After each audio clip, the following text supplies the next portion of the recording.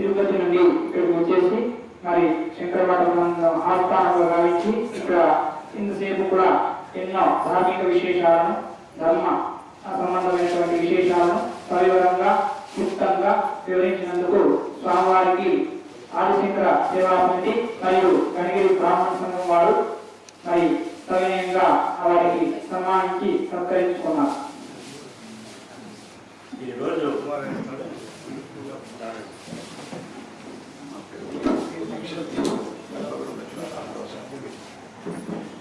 ఈరోజు చాలా స్మరణ మరి ఈనాడు ఈ కార్యక్రమానికి వచ్చినటువంటి పెద్దలు గురువులు అందరికీ కూడా నా హృదయపూర్వక నమస్కారాలు తెలియజేస్తున్నా.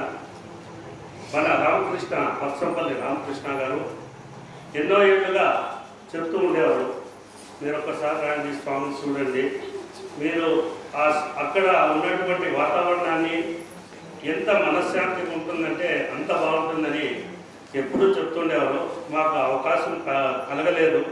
కాకపోతే ఈరోజు అన్న ఇక్కడికి రప్పించి మన శ్రీనివాసులు వాళ్ళ తమ్ముడు డిఎస్పి గారు వారు కూడా ఇక్కడికి వచ్చి ఈ కార్యక్రమాన్ని మా అందరికీ ఏర్పాటు చేసినందుకు వారికి నా ధన్యవాదాలు తెలియజేస్తున్నా.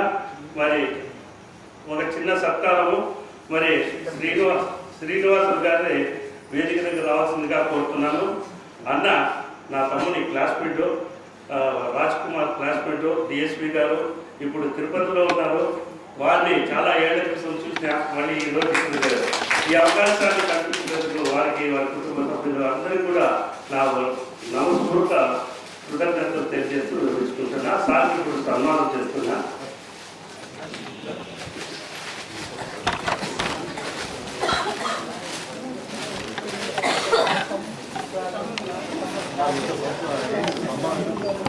మీరు రాజ్యం రావడం ఇలా మాది